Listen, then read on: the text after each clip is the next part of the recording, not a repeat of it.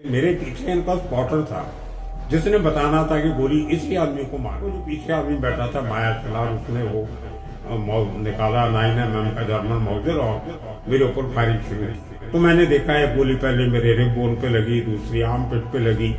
तो मुझे लगा कि उसका निशाना यहीं पे आ रहा, तो मैंने हाथ आगे कर। तो 3 गोलियां बाकी की मेरे हाथ में लगी, हाथ बाजू में लगी। इन द मीन टाइम मैं एक एक कदम आगे जाके 5 गोली लगने तक मैंने उनका मोटरसाइकिल का जो हैंडल था लेफ्ट साइड का वो पकड़ा और उसको हिलाया, और ये लेफ्ट का नी उनके टायर में मारा।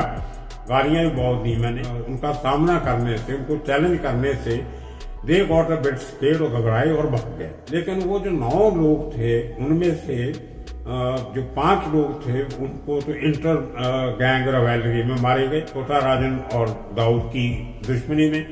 4 लोगों को पुलिस के क्राइम ब्रांच के एनकाउंटर स्पेशलिस्ट जो थे उन्होंने एलिमिनेट कर दिया। वो 9 के 9 मर गए। वो गैंग काफी कमजोर पड़ा उसके बाद। और 97 के बाद छोटा राजन की क्रिमिनल एक्टिविटी ज्यादा इसीलिए खत्म हो गई कि उसकी जो मेन बैकबोन थी उसकी 9 लोगों की, वो 9 के 9 एलिमिनेट हो गए। छोटा राजन को मेरे से माफी मांगनी पड़ी कि मेरे से गलती हो गई और मैं आपसे माफी मांगता हूँ, मैंने भी माफ कर दिया। उसके बाद जब छोटा राजन की वाइफ को क्राइम ब्रांच ने पकड़ा, सुजाता को, उसकी बेटी खुशी उसका नाम था, वो 4-5 साल की थी तभी। तो छोटा राजन ने मुझे फोन किया। तो छोटा राजन का वो रोना मैंने अपने अगले दिन के अखबार में, डीएनए न्यूज़पेपर था मुंबई का, उसके पेज 3 पे मेन स्टोरी छपी थी, व्हेन छोटा राजन क्राइड ऑन माई शोल्डर। जब छोटा राजन ने मेरे कंधों पे सिर रख के रोया। छोटा राजन जब से दाऊद के साथ काम करने लगा था तो उसका रुतबा जब वो अकेले काम करता तो उससे बहुत बढ़ गया था, तो अपने आप को बड़ा आदमी समझने लग गया था।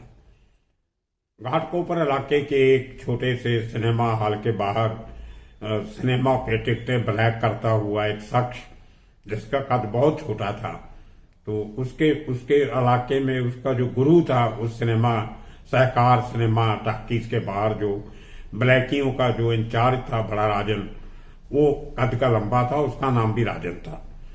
छोटा राजन उसके नीचे काम करता था, इसका कद भी छोटा था, नाम भी राजन था। तो इन दोनों कारण से उसका नाम छोटा राजन पड़ गया था, लेकिन काम टिकट ब्लैक करने का ही था। वो लंबी कहानी है कि ये कैसे एक ब्लैक में टिकटें बेचने वाला छोटा सा आदमी 5-6 क्लास जमात पड़ा हुआ, वो अंडरवर्ल्ड में इतना बड़ा आदमी कैसे बन गया, वो लंबा चौड़ा किस्सा है, उसमें फिर कभी जाएंगे। लेकिन मेरा वास्ता राजन से तब पड़ा जब मैं दुबई दाऊद इब्राहिम के ऑफिस में अपने जो मैं एक अंडरवर्ल्ड के ऊपर, अंडरवर्ल्ड के सरगनाओं के ऊपर जो मैं एक रिसर्च कर रहा था अपनी किताब के लिए, या अपने अखबारों के लिए, या अपनी पर्सनल नॉलेज के लिए, तो मेरा ज्यादा वास्ता छोटा राजन से उस समय पड़ा। तो दाऊद के ऑफिस में जाने के बाद जब दाऊद का जो कैबिन था उसके बाहर बाएं हाथ में एक छोटा सा कैबिन था, वहां पे छोटा राजन और छोटा शकील और इस किस्म के लोग सब बैठते थे।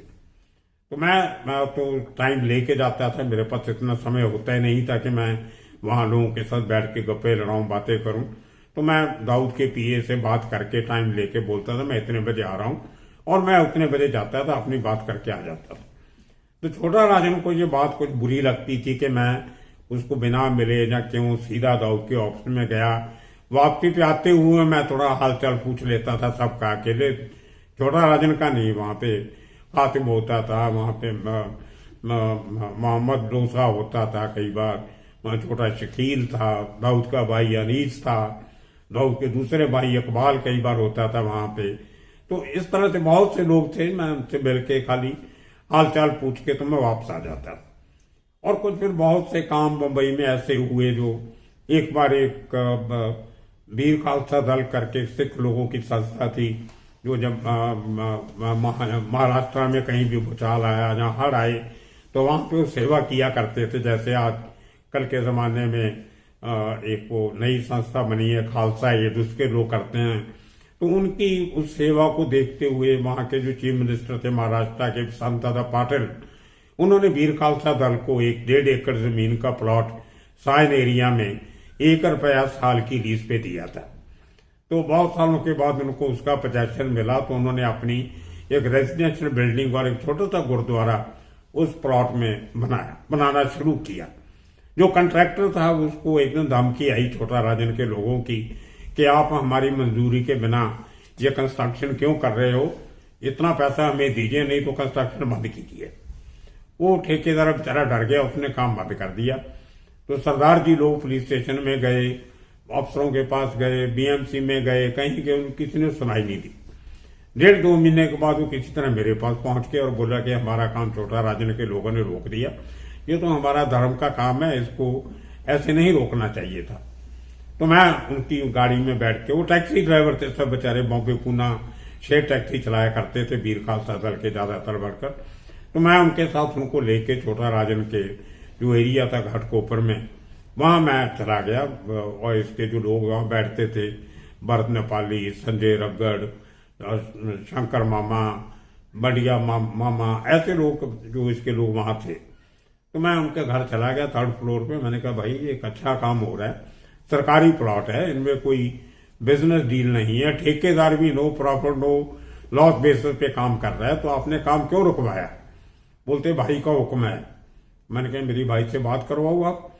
तो उन्होंने छोटा राजन का नंबर मिला के दे दिया। तो मैंने छोटा राजन को बोला कि भाई साहब ये बात सही नहीं है, ये गलत काम कर रहे हो आप, इन लोगों का एक सही काम है उसको आपने रुकवा दिया आपके लोगों ने।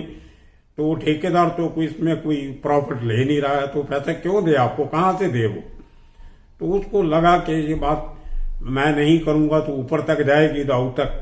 तो उसने अपने लोगों को बोल दिया कि ठीक है, इसमें आगे से इस काम में दखल मत देना और वो ठेकेदार को बोलो काम शुरू करे। तो वो काम उनका हो गया। वो ठेकेदार फिर उसको जब हमने जाके बोला कि हमने बोल दिया छोटा राजन को तो काम शुरू कर, वो डर के फिर नहीं करे। तो फिर मैंने वापस छोटा राजन को फोन किया, मैंने कहा ठेकेदार को बोलो तो काम शुरू करेगा, नहीं तो वो डर रहा है, काम नहीं शुरू कर रहा। तो खैर छोटा राजन ने बोला होगा, तो 10-12 दिन के बाद वो काम शुरू हो गया। आज वहां पे बहुत बड़ी बिल्डिंग बनी हुई है, सब वीर खालसा दल की 36 फैमिलीज 36 फ्लैट में रह रही है। और एक गुरुद्वारा है नीचे, 2 फ्लैट को मिला के गुरुद्वारा बनाया गया, जिसमें आज भी लंगर बनता है और वीर खालसा दल वाले अपने सप्लाई वहां से करते हैं। खैर, तो छोटा राजन को कुछ ऐसी बातें चुभती थी कि मैं कहीं ना कहीं उसके काम में दखल देता हूं।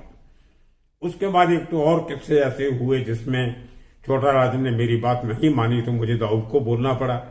दाऊद ने छोटा राजन को बोला तो वो काम हुए। तो वो अंदर से थोड़ा दुखी था कि ये बलजीत परमार अपने आप को क्या समझता है, मैं भी अपने आप में इतना बड़ा डॉन हूं, तो ये दाऊद का सहारा लेके मेरे ऊपर दबाव डाल रहा है।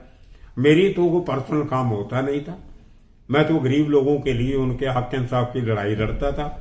मैंने तो कभी पैसा लिया नहीं किसी से, ना किसी को दिया इन कामों के लिए, ना मैंने वहां को घर लिया उनकी बिल्डिंगों में कभी, ना उसके बाद में उन लोगों को मिला ही कभी। तो उसके दिल में कहीं ना कहीं एक बैठी हुई थी कि मैं उसको कुछ नीचा या छोटा समझता हूं। अब ये उसकी बदकिस्मती थी कि उसके नाम के साथ ही छोटा लगा हुआ है, तो छोटा राजन बोलना पड़ता था, उसको बुरा लगता था। खैर, उसके बाद जब उस जमाने में जब स्मगलिंग होती थी बड़े लेवल पे, तो दुबई से स्मगलिंग का सामान लेके ये लोग कस्टम से क्लियर करवाते थे, मिस डिक्लेरेशन करके ड्यूटी भी बचाते थे और गलत माल भी लगाते थे। तो उसके लिए मैंने उसके खिलाफ 3-4 आर्टिकल लिखे अपने अखबार में। उसको पढ़ के सीबीआई ने इनके स्मगलिंग के रिकॉर्ड पे रेड मारा। रेड मार के सीबीआई ने इनके को 55 करोड़ का माल पकड़ा और वो उसमें 9 ऑफिसर सस्पेंड हुए। तो वो उसमें छोटा राजन का बहुत नुकसान हुआ।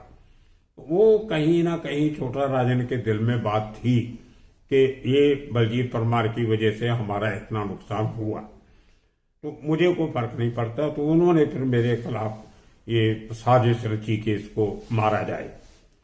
अब ये दूसरी बात है कि मैं बच गया, लेकिन छोटा राजन के दिल में वो खुंदक थी। और जब मेरे पे गोलियां चलाई, मैं उसमें बच भी गया। उसके बाद जो ऑफिसर थे कस्टम के, पुलिस के, इनकम टैक्स के या क्राइम ब्रांच के, सीबीआई के, जिनके साथ छोटा राजन का टच था, उन लोगों को ये रियलाइज हुआ कि बलजीत परमार जैसे आदमी के ऊपर गोली चला के छोटा राजन ने गलती की है और इसको ये काम नहीं करना चाहिए था। तो उनका प्रेशर छोटा राजन के ऊपर बढ़ा कि तू इस मामले को किसी तरह सेटल कर, नहीं तो एक बात बहुत बढ़ सकती है। वो लोग जो बलजीत परमार को एक ईमानदार आदमी, एक अच्छा रिपोर्टर, एक अच्छा इंसान समझते हैं, वो तेरे खिलाफ एक्शन जरूर लेंगे और तेरा जो साम्राज्य है सो कॉल्ड, वो तेरे को नुकसान होगा। तो उन लोगों के मैसेज भी छोटा राजन को मिले। तो मेरे से छोटा राजन नहीं डरता था। वो जो मेरे जो सरकारी अदारों में जो मेरे जो चाहने वाले थे, जो मेरे दोस्त थे, उन लोगों का प्रेशर छोटा राजन पे इतना पड़ा कि उसको मेरे से माफी मांगनी पड़ी और वो केस वहां पे वो खत्म हुआ। जब उसका वो 50-55 करोड़ का नुकसान हो गया तो छोटा राजन ने ये मुझे खत्म करने की कॉन्स्पिरेसी बनाई। उसमें टोटल 9 लोग इन्वॉल्व थे, जिसको 21 का मॉड्यूल था, एक क्रिमिनल मॉड्यूल, जिसमें 2 शार्प शूटर होते हैं, 2 स्पॉटर होते हैं, 2-4 वो लोग होते हैं जो मेरे ऊपर निगाह रखते हैं, मैं कहाँ जाता हूँ, कहाँ से आता हूँ, किस रूट से जाता हूँ, किस रूट से वापस आता हूँ, कितने बजे निकलता हूँ, कब वापस आता हूँ। तो वो इस किस्म का इनका पूरा एक बहुत लंबा चौड़ा सेटअप होता है। तो इन लोगों ने मेरे ऊपर कोई 3 बार अटैक करने की कोशिश की, लेकिन पहली 2 बार मैं इसलिए बच गया कि बीच में कुछ और कोई वीआईपी मूवमेंट थी, जहाँ कोई ट्रैफिक बहुत ज्यादा मिला इनको, तो वो कामयाब नहीं हुए। ये करते करते 2 साल निकल गए। आपको हैरानी होगी कि इन लोगों ने 2 साल के बाद भी मेरा पीछा नहीं छोड़ा और अपने एफर्ट जारी रखे कि बलजीत परमार को खत्म कैसे करना है। वो 9 बंदों की टीम 3 साल मेरे पीछे लगी रही एक अच्छे मौके की तलाश में, जो अल्टीमेटली उनको 11 जुलाई 97 में मिल गया उनको। तो उस कॉन्स्पिरेसी में जो मेन जो लोग थे वो मुझे उसके पहले कई बार मिल गए थे अलग-अलग बहाने से।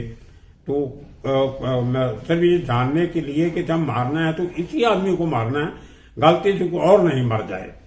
तो खैर वो 97 के उस दिन वो मेरे घर पे आए तो मेरे सामने मेरी गाड़ी पंक्चर करके गए रात को, और ड्राइवर मेरा गाड़ी का टायर निकाल के पंक्चर लगवाने गया।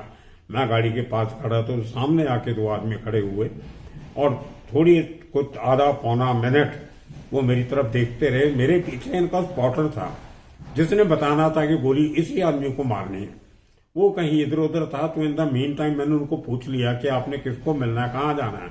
मेरी बिल्डिंग के अंदर देख रहे थे, मुझे देख रहे थे। तो इतने में पीछे स्पॉटर ने इशारा कर दिया कि यही आदमी है जिसको गोली मारनी है। वो जो पीछे आदमी बैठा था माया चलार, उसने वो निकाला 9mm का जर्मन माउजर और मेरे ऊपर फायरिंग शुरू की। तो मैंने देखा एक गोली पहले मेरे रिब बोन पे लगी, दूसरी आर्म पिट पे लगी। तो मुझे लगा कि उसका निशाना यहीं पे आ रहा, तो मैंने हाथ आगे कर दिया। तो 3 गोलियां बाकी की मेरे हाथ में लगी, हाथ बाजू में लगी। इन द मीन टाइम मैं एक कदम आगे जाके 5 गोली लगने तक मैंने उनका मोटरसाइकिल का जो हैंडल था लेफ्ट साइड का वो पकड़ा और उसको हिलाया, और ये लेफ्ट का नी उनके टायर में मारा। गालियां भी बहुत दी मैंने। तो उससे थोड़ा वो घबरे, और साथ में पुलिस स्टेशन था पीछे 50 गज की दूरी पे। तो देवर है ना हरी। तो मेरे उस सेक्शन से उनका सामना करने से, उनको चैलेंज करने से they got a bit scared और घबराए और भाग गए। तो खैर मैं तो बच गया उसमें। लेकिन वो जो 9 लोग थे उनमें से जो 5 लोग थे उनको तो इंटर गैंग रवैलरी में मारे गए, छोटा राजन और दाऊद की दुश्मनी में। 4 लोगों को पुलिस के क्राइम ब्रांच के एनकाउंटर स्पेशलिस्ट जो थे उन्होंने एलिमिनेट कर दिया।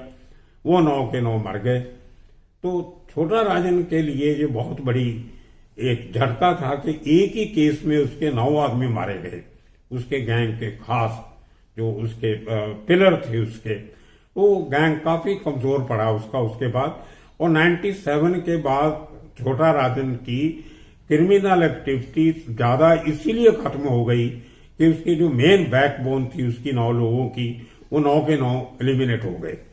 ये मेरी कोई प्राप्ति नहीं है, जो पुलिस का काम था और उनका गैंग की आपसी लड़ाई थी, उनका लेना देना। लेकिन उस सारे चक्कर में छोटा राजन को मेरे से माफी मांगनी पड़ी कि मेरे से गलती हो गई और मैं आपसे माफी मांगता हूं। मैंने भी माफ कर दिया उसको कि चलो जो मैं तो बच के जो होना तो हो गया, आदमी माफी मांग रहा तो माफ करो, माफ करने वाला बड़ा होता है। तो मैं अपने आप को बड़ा समझने लगा कि चलो छोटे राजन को माफ कर दो। उसके बाद जब छोटा राजन की वाइफ को क्राइम ब्रांच ने पकड़ा, सुजाता को, उसकी बेटी खुशी उसका नाम था, वो 4-5 साल की थी तभी, तो छोटा राजन ने मुझे फोन किया कि भाई साहब आपको मालूम है कि हमारे अंडरवर्ल्ड में हम किसी के परिवार के ऊपर अटैक नहीं करते, और ये पुलिस ने मेरे परिवार के ऊपर अटैक करके बहुत बुरा काम किया है। ये सब पुलिस वाले आपके दोस्त हैं, तो इनको आप समझाइए कि मेरे साथ जो उन्होंने करना कीजिए, लेकिन मेरी बीवी और मेरी बच्ची, मेरी बीवी जेल में जाएगी तो बच्ची को भी साथ में जाना पड़ेगा, उसको संभालने वाला कोई नहीं है, वो 4 साल की बेटी का क्या कसूर है। तो उस दिन छोटा राजन टेलीफोन पे रोया। मैंने इसको समझाया कि मैं कुछ नहीं कर सकता हूँ इस मामले में, हाँ लेकिन मैं तुम्हारी एक बात से सहमत हूं कि तुम्हारी बीवी का कसूर जो भी हो, लेकिन वो बच्ची को जेल में नहीं रखना चाहिए कि उसका कोई क्राइम नहीं है। तो वो पुलिस को कोई ऐसा बंदोबस्त करना चाहिए कि माँ के साथ बच्ची को जेल में नहीं रखना चाहिए। एज ए ह्यूमन बीइंग ये मेरा एक फर्ज भी बनता था। तो छोटा राजन का वो रोना मैंने अपने अगले दिन के अखबार में, डीएनए न्यूज़पेपर था मुंबई का, उसके पेज 3 पे मेन स्टोरी छपी थी, व्हेन छोटा राजन क्राइड ऑन माई शोल्डर्स। ये हेडलाइन थी मेरे पेपर की, जब छोटा राजन ने मेरे कंधों पे सिर रख के रोया। जब उसके घर तक बात पहुंची, ये छपी हुई स्टोरी है, इंटरनेट पे मिल जाएगी, कोई भी देख सकता है। तो ये छोटा राजन के किस्से मेरी लाइफ में रहे।